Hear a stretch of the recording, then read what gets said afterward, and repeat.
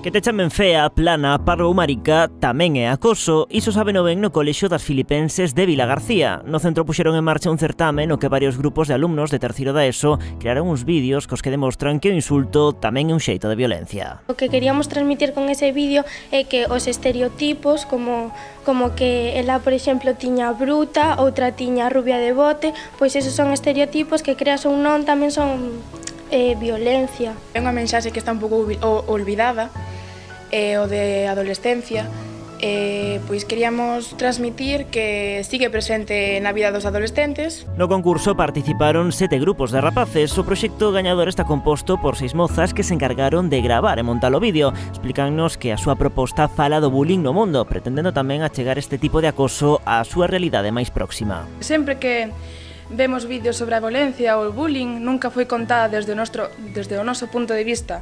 Entón, é unha maneira de mostrar como o que pode para vos, para os maiores, nada, para nós pode ser moito, como, por exemplo, que te chame plana ou rubia de bote, o que o simple que non sonrías para ti sea moito, para ti unha persona pode dicir, unha persoa que non soe sonrir moito. Entón é algo como que contado desde a nosa parte.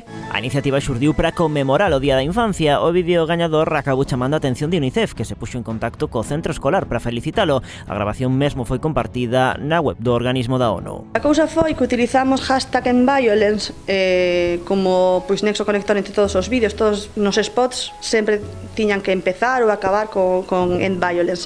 E UNICEF este ano tamén lanzou unha campaña con mesmo hashtag.